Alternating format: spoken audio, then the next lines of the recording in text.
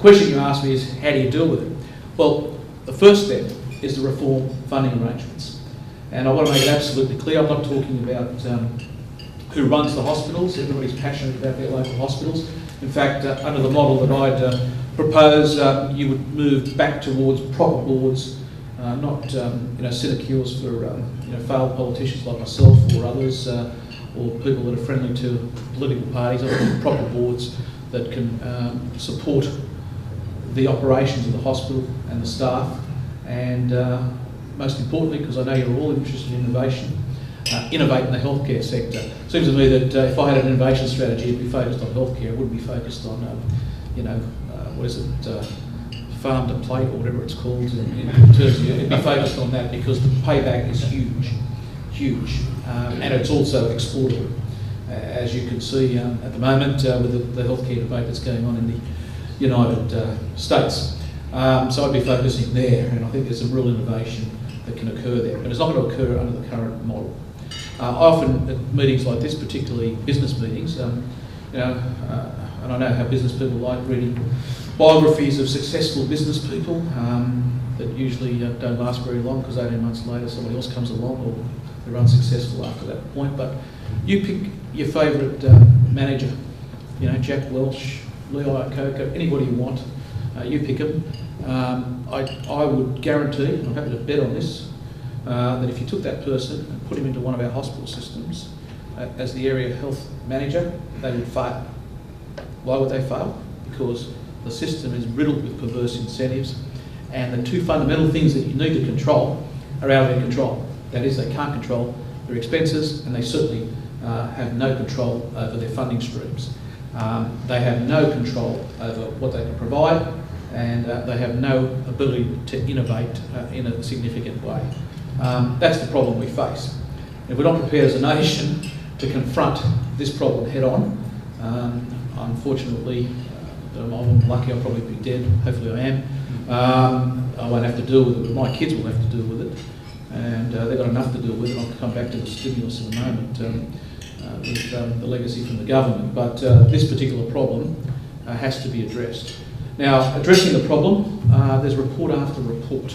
The recent Healthcare Commission report outlines it as well as any other report. We have to have one tier of government financially responsible for our hospitals. Not for running them, not arguing about running them. People tend to use the cheap argument very, very passionately that what we're proposing is that the hospital be run out of Canberra. Nobody's proposing that at all. What we're proposing is the funding arrangements for those hospitals be the responsibility of Canberra.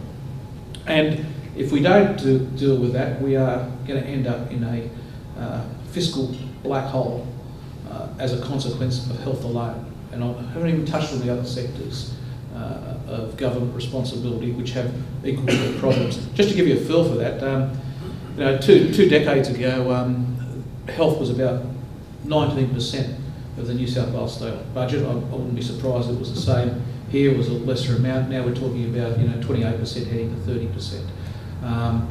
What hidden in all that is that we've also developed a set of other responsibilities as state governments and the Commonwealth as well that weren't there 2 decades ago, and they fall in the category of community services, ageing and disability. Now those areas, I said health was growing at 7 to 8% in New South Wales and probably here as well.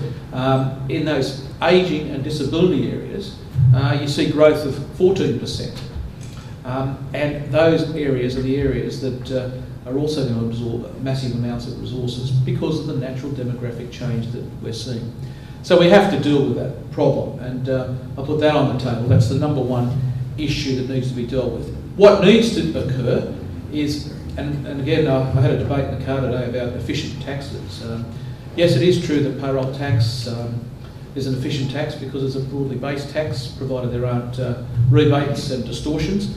But I think that misses the point too. I mean, anything's efficient by definition that's broadly based, that doesn't have exemptions, and the incidence of that form of taxation is in terms of the theory of its efficiency, easy to explain, but it doesn't deal with the problem we're talking about. It's the unpredictability of the revenue base that's of particular concern to me.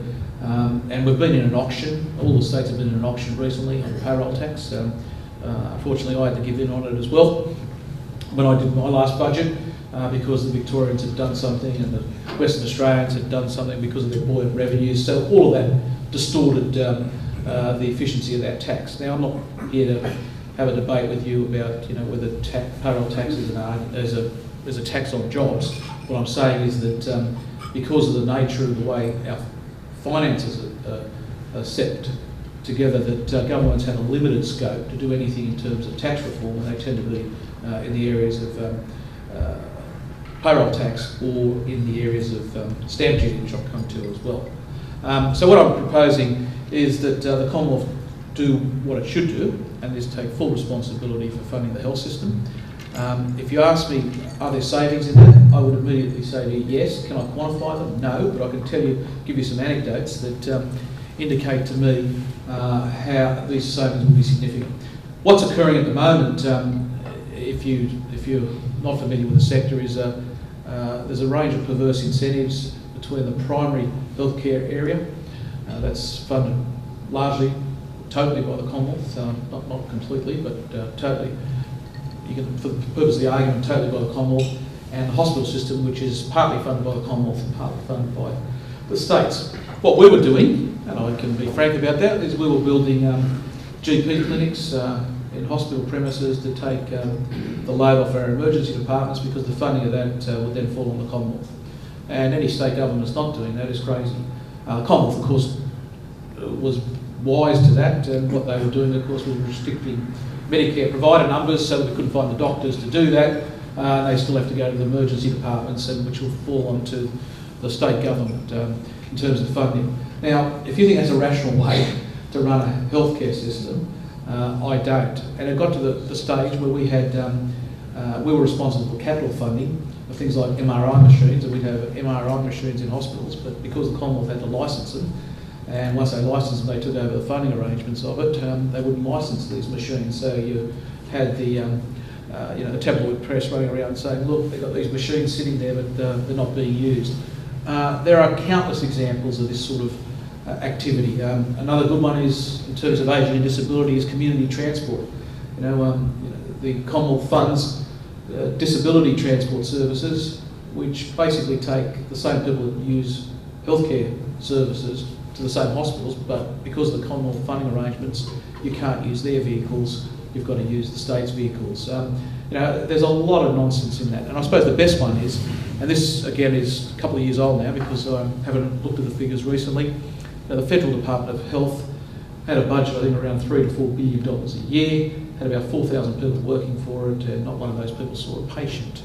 What they did was administer grants, general policy, and ensure that we'll meet our arrangements under funding arrangements. So we need to reform it. And then you can go through each of the other areas and you see similar problems. If we don't do that, we do face an enormous difficulty. I've said, certainly those that have heard me publicly, that the issue here isn't about blame.